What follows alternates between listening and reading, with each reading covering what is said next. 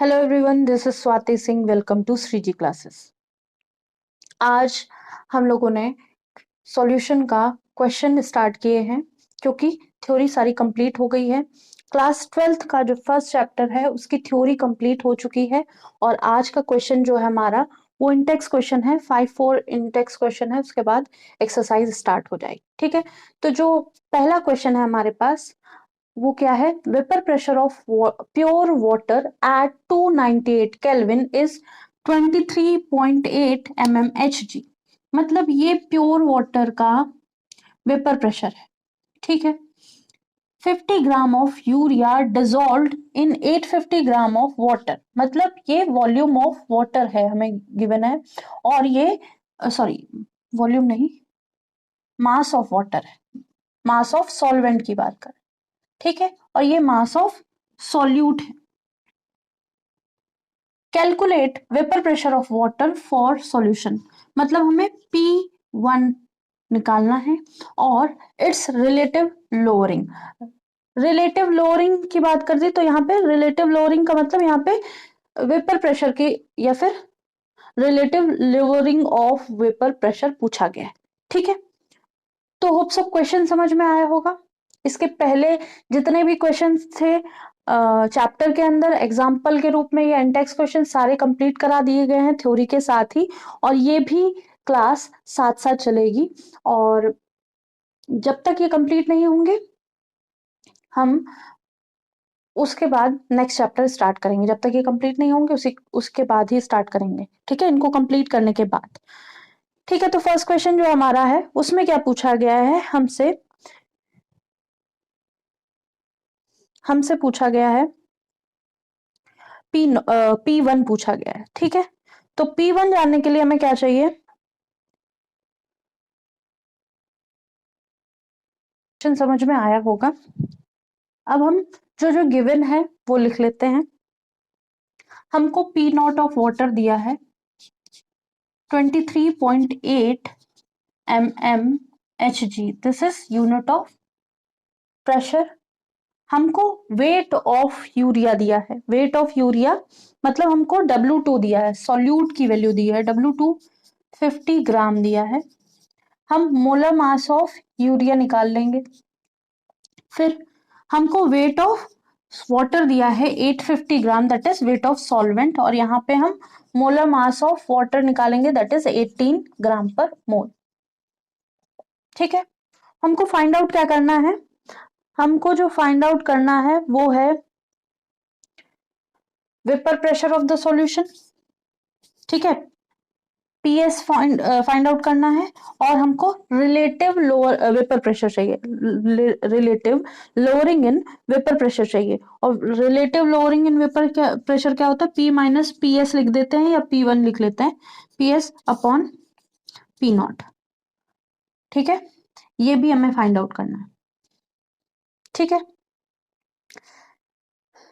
तो यहां से हम क्या करेंगे? हमारा यूरिया का फॉर्मूला क्या है? NH2CH2NH2। ठीक है, NH2CH2NH2। यूरिया का फॉर्मूला क्या है? NH2CO NH2 है। NH2CH2 क्यों लिखती है? NH2CONH2 है। ठीक है, तो जब हम number of moles of urea निकालेंगे तो वो क्या होगा?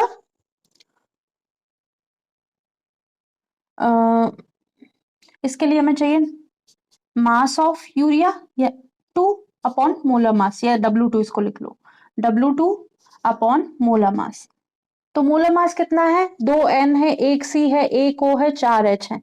सबको मिला के कितना हो जाएगा? 60 हो जाएगा। तो ये किसका है? यूरिया का है, तो N2 लिख देंगे 50/60।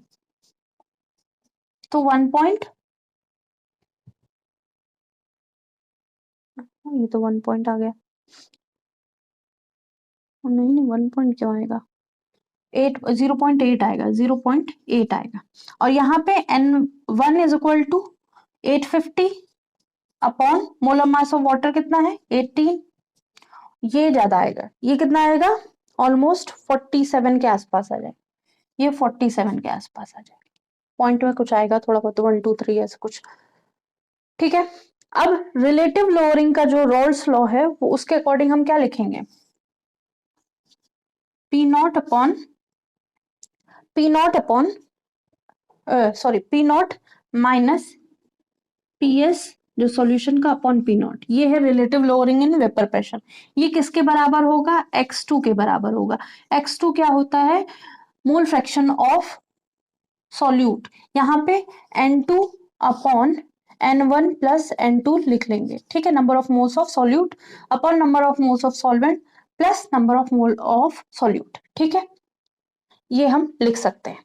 अगर बहुत ज्यादा डिफरेंस है सॉल्यूट और सॉल्वेंट में, तो हम सॉल्यूट का मोल फ्रैक्शन हटा देते हैं। लेकिन यहाँ ऐसा है नहीं, क्योंकि 50 ग्राम है ये और 850 ग्राम ये है, तो बहुत ज्यादा डिफरेंस नहीं है, ठीक है। तो हम रख सकते हैं, इसको लिख सकते हैं,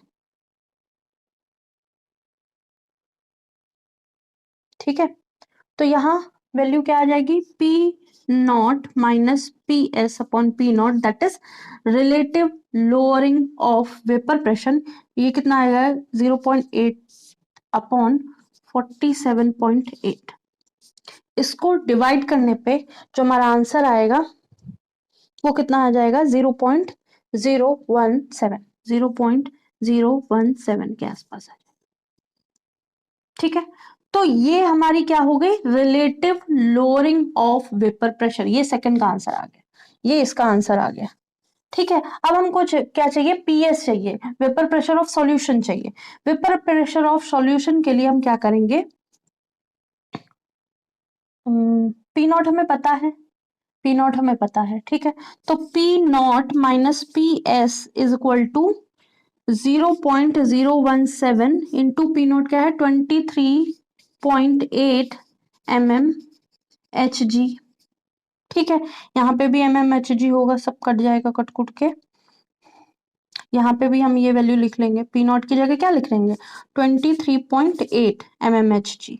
अब इसको इधर ले जाएंगे तो P S is equal to कितना हो जाएगा, 23.8 प्लस 0.017 टू 23.8 mmHg। और यहां से हम इसको 28.3 को कॉमन ले लेंगे, ठीक है। 28.3 को कॉमन लेने के बाद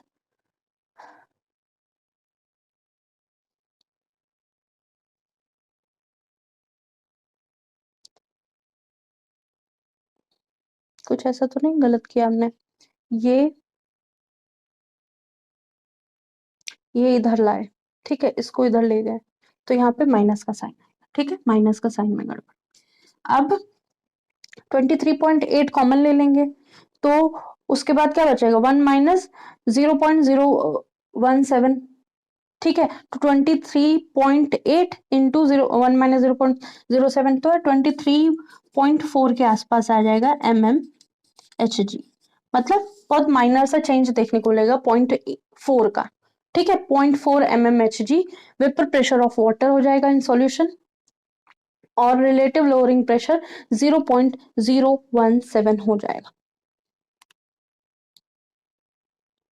होप सो ये क्वेश्चन समझ में आया होगा। नेक्स्ट क्वेश्चन करते हैं। तो ये रहा हमारा next question, boiling point of water at 750 mmHg। मतलब बॉइलिंग पॉइंट वाटर का है ये, ठीक है, 99.60 degree Celsius at 750 mmHg pressure, ठीक है।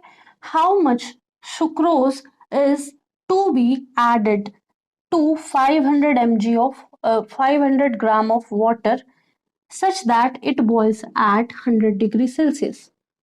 मतलब कि अगर हमारा प्रेशर 750 mmHg है, तो हमारा बॉइलिंग पॉइंट ये है।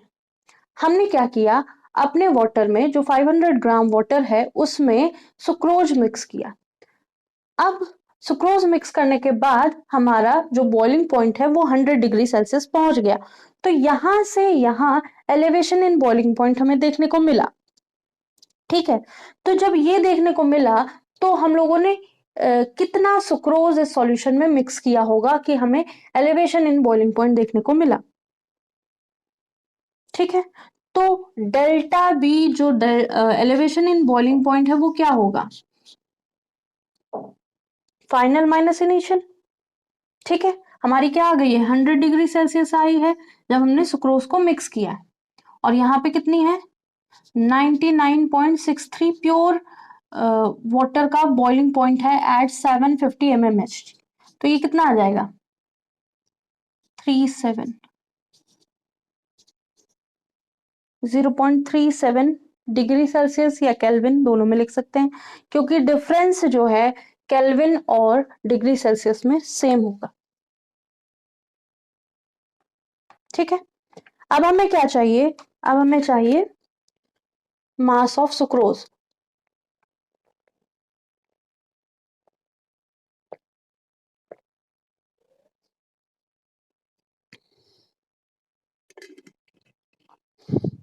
तो अगर हमें एलिवेशन इन बॉइलिंग पॉइंट का फॉर्मूला पता है तो हम इजिली निकाल लेंगे। ठीक है, तो delta T B is directly proportional to molality होता है, इसको हम के बी एम लिख सकते हैं। ठीक है, के बी एम लिख देते हैं।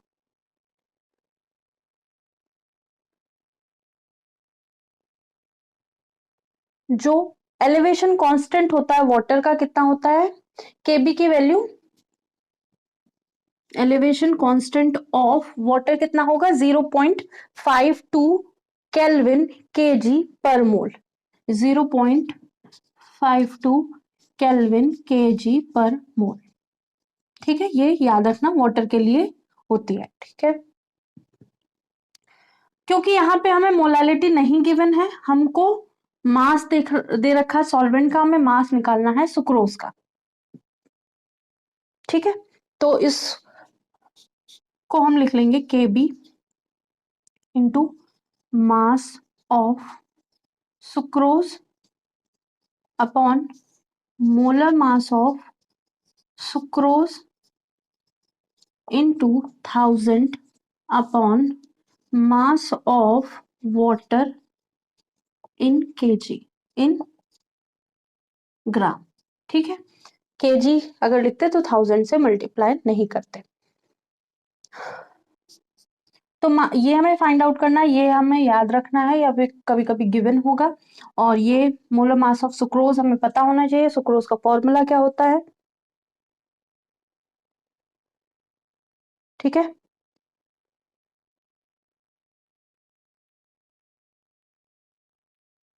तो इतनी बात समझ में आई।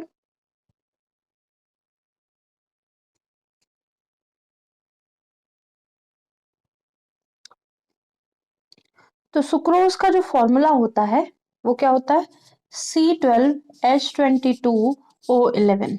ठीक है, ग्लूकोज जैसा ही होता है।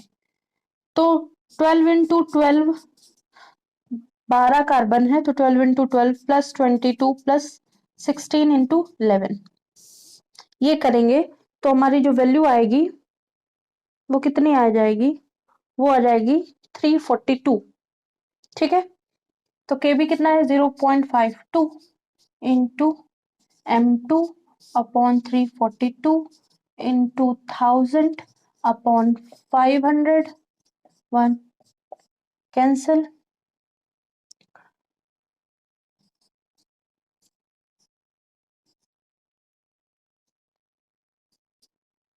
और डेल्टा टीपी कितना है 0.37। तो यहां से M2 कितना हो जाएगा, M2 इज इक्वल टू, ये इधर मल्टीप्लाई हो जाएगा 0.37 इंटू 171 डिवाइडेड बाय 0.52। ठीक है, इस पूरी वैल्यू को कैलकुलेट करेंगे तो हमारा जो आंसर आ जाएगा वो आ जाएगा 121.6 121.6 ग्राम के आसपास आ जाए। ठीक है, तो ये रहा हमारा second question. Boiling point of water at 750 mmHg is 99.63 degree Celsius. ठीक है, जो हमारा वाटर है उसका बॉइलिंग पॉइंट 99.63 है एट दिस प्रेशर, ठीक है। तो अगर हम इसमें सुक्रोज ऐड कर देते हैं तो इसका बॉइलिंग टेम्परेचर 100 डिग्री सेल्सियस हो जाता है। तो अगर ऐसा हो रहा है तो कितना अमाउंट ऑफ सुक्रोज हमने ऐड किया है, बस यही हमें जानना था। डेल्टा टी भी हमें सीधे सीधे दिख रहा है, डेल्टा टी बी का हमें फॉर्मूला पता है, उसको रीअरेंज करेंगे हमारा आंसर आ जाएगा। इसलिए यहाँ पे जितने भी कंपोनेंट यूज हो रहे हैं जैसे सुक्रोज है, ईस्टर है, यूरिया है, ये सब इनके फॉर्मूला आपको याद होने चाहिए। होप सो नोट कर लिया होगा। ये रहा थर्ड क्वेश्चन। इस क्वेश्चन में कैलकुलेट करना है, calculate the mass of ascorbic acid. Ascorbic acid जिसका फॉर्मूला है C6H8O6, जिसको हम विटामिन सी भी बोलते हैं, to be dissolved in 75 gram of acetic acid to lower its melting point by 1.5 degree Celsius. Kf की वैल्यू 3.9 केल्विन केजी पर mole दी है, ठीक है। तो यहां से हमें मेल्टिंग पॉइंट दिख रहा है और कुछ मिक्स किया गया है एसिटिक एसिड में, दूसरा एसिड है जो विटामिन सी है वो मिक्स किया गया है, उसकी वजह से मेल्टिंग पॉइंट में चेंज आ रहा है, ठीक है, लोअर हो रहा है, तो that is depression in melting point. तो जो फॉर्मूला यूज होगा वो क्या होगा, delta T F directly proportional to, proportionality constant हटा के हम के एफ लिखेंगे और साथ में मोलैलिटी लिख देंगे, ठीक है।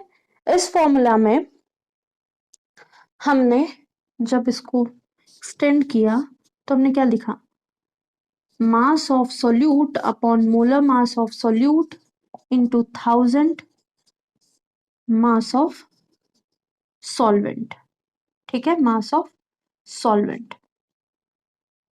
ये किया। हमको क्या गिवन है, हमको डेल्टा टी एफ गिवन है, हमको के एफ गिवन है। हम ये फाइंड आउट कर लेंगे इस फॉर्मूला से, M molar mass of solute, हमको M1 की वैल्यू गिवन है 75 ग्राम, ठीक है। तो एक बार रीअरेंज कर देते हैं formula, M2 is equal to delta T F into molar mass of solute into mass of solvent upon kf into 1000, ठीक है। इसको हमने रीअरेंज कर लिया। अब हमें जो सबसे पहली चीज देखनी है molar mass of solvent. Molar mass of solvent MM2 निकालने के लिए हम क्या करेंगे, 6 इंटू 12 करेंगे, प्लस 8 H है प्लस 6 O है, ठीक है। तो molar mass of ascorbic acid या फिर विटामिन सी की कितनी हो जाएगी, 176 ग्राम पर मोल, 176 ग्राम पर मोल हो जाएगी। और अब यहाँ पे हमें कुछ भी ऐसा नहीं चाहिए जो हमें गिवन ना हो। अब हम वैल्यूज रखेंगे, डेल्टा टी एफ की value 1.5 melting point by 1.5 degree Celsius है, तो इसका मतलब जो चेंज है या lowering of vapour pressure, lowering in या डिप्रेशन इन मेल्टिंग पॉइंट है वो 1.5 डिग्री सेल्सियस या केल्विन लिख सकते हैं। ये कितना है, 176 इंटू 75 अपॉन के एफ की वैल्यू क्या है, 3.9 केल्विन के जी पर मोल, ये भी ग्राम पर मोल होता है, और इंटू 1000, इसको हम लोगों ने ग्राम को केजी में कर लिया, ठीक है। तो जो वैल्यू आएगी इन सब से कटने कुटने के बाद वो कितनी आएगी, 5 ग्राम, 5.0 समथिंग आएगी, 5 ग्राम लिख लेते हैं, ठीक है। तो ये रहा हमारा क्वेश्चन, बहुत इजी क्वेश्चन है। इनमें बस आपको ये देखना है कि क्या हमसे पूछा गया है, ठीक है। अगर आप ये वाला फॉर्मूला डायरेक्टली याद कर सकते हैं तो इसको याद कर लीजिए, ये वाला और ये वाला, ठीक है। डेल्टा टी एफ पूछा गया हो ये और ये गिवन हो तो हम डायरेक्टली लिख लेंगे, डेल्टा टी एफ पूछा गया हो मैं ये गिवन हूं तो कर लेंगे, अगर M2 की वैल्यू पूछी गई हो डेल्टा टी एफ गिवन हो तो हम ये कर लेंगे, ठीक है। तो इस तरह से हमारा ये क्वेश्चन भी हो गया। नेक्स्ट क्वेश्चन पे आते हैं। होप सो समझ में आ रहा होगा और नोट कर लिया होगा। तो नेक्स्ट क्वेश्चन करते हैं अपना। कैलकुलेट करना है osmotic pressure in pascal exerted by solution prepared by dissolving 1 gram of polymer of molar mass equals to 18 1,85,000 in 450 ml of water at 37 degree Celsius. हमको ऑस्मोटिक प्रेशर निकालना है, ठीक है, सॉल्यूशन का, जहां पे हमने 1 ग्राम पॉलीमर मिक्स किया है 450 ml ऑफ वाटर, और जो पॉलीमर है उसका मोलर मास है 1,85,000। कब? 87 डिग्री सेल्सियस पे। तो ऐसा कौन सा हम लोगों ने फॉर्मूला लास्ट टर्म पे पढ़ा है जिसमें हम टेम्परेचर की भी बात कर रहे थे, कंसंट्रेशन की भी बात कर रहे थे, ठीक है। तो हम लोगों ने प्रेशर का, ऑस्मोटिक प्रेशर, ये ऑस्मोटिक प्रेशर ही निकालना ना, कैलकुलेट ऑस्मोटिक प्रेशर। तो pi is equal to C R T, ये है फॉर्मूला हमारे पास। आर हम लोगों ने यहाँ पे याद होना चाहिए, आर की वैल्यू पास्कल में याद कर रही हूँ, ठीक है, क्योंकि यहाँ पे हमें पास्कल की वैल्यू पड़ी, पास्कल में वैल्यू निकालनी है, ठीक है। तो आर की वैल्यू पास्कल में लिखेंगे, ठीक है। वैसे जूल पर केल्विन पर मोल या 8.314 जूल पर केल्विन पर मोल होती है, या फिर 8.314 पास्कल मीटर क्यूब पर मोल पर केल्विन होती है। ये वाली वैल्यू आप याद रखेंगे तो इजी रहेगा, नहीं तो फिर हमको पास्कल में निकालने में फिर चेंज करना पड़ेगा, ठीक है। तो अब हमारे पास आर तो पास्कल में निकाल दिया, इसको टी को हम केल्विन में लिख लेंगे, ठीक है, टी को हम केल्विन में लिख लेंगे। और हमारे पास क्या दे रखा, मास ऑफ पॉलीमर दे रखा है, मोलर मास ऑफ पॉलीमर दे रखा है। तो हम इसको क्या लिख सकते हैं, n by V R T. N क्या है हम फाइंड आउट करेंगे, एन कितना है, मास अपॉन मोलर मास 185,000, ये है। तो इसको हम क्या लिखेंगे, 5.4 10 to the power almost minus 2 3 4 5 6 के आसपास हो जाए, ठीक है। और वॉल्यूम कितना है 450 ml, तो हम इसको ऐसे कर लेंगे 5.4 10 to the power minus 6 mole upon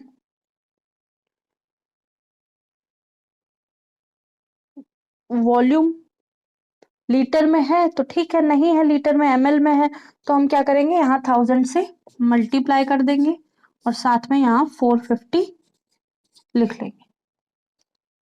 are की value 8.314 pascal metre cube per kelvin per mole into T की वैल्यू 273,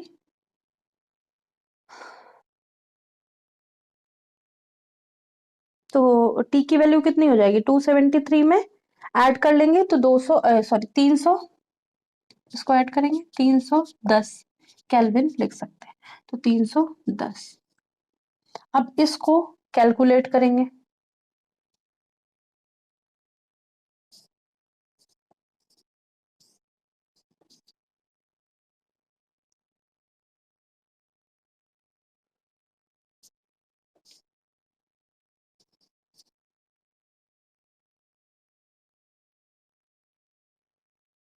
एक ये जीरो हटाएंगे, एक ये जीरो हटाएंगे, ठीक है, तो ये जीरो कैंसिल हो जाएगा, एक से ये जीरो कैंसिल हो जाएगा, तो 6 × 12 × 8 × 314 × 10 टू द पावर माइनस 6 है।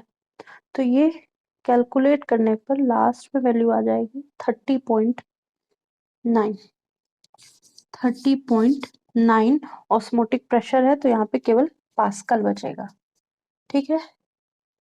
मोल से मोल कैंसिल हो जाएगा, मोल से मोल कैंसिल, केल्विन से केल्विन कैंसिल, ठीक है। और ये जो 10 टू द पावर ये किया था, ये और ये कैंसिल हो जाएगा, ठीक है, ये माइनस में आ जाएगा।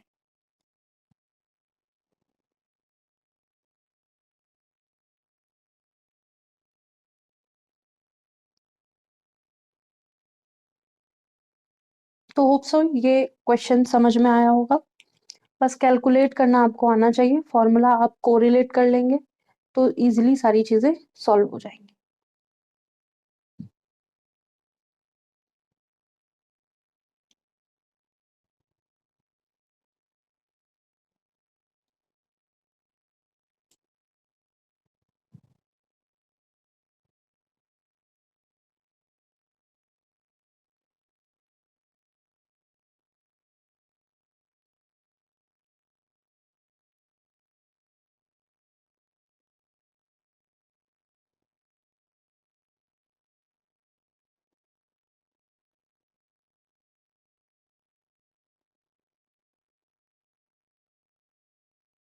होप सो आज की क्लास समझ में आई होगी। कुछ भी नया लगा हो तो आप कमेंट कर सकते हैं, हम आपको एक्सप्लेन करेंगे नेक्स्ट क्लास में।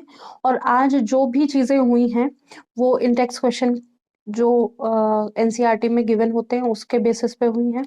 नेक्स्ट क्लास पे एक्सरसाइज होगी और थ्योरी पूरी कंप्लीट हो गई है सॉल्यूशन की।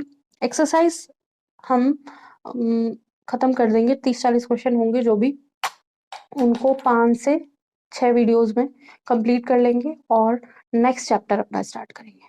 होप सो क्लास समझ में आई होगी। आज के लिए इतना ही। लाइक कीजिएगा, सब्सक्राइब कीजिएगा, शेयर कीजिएगा, बताइएगा क्लासेस कैसी लग रही हैं। Thank you.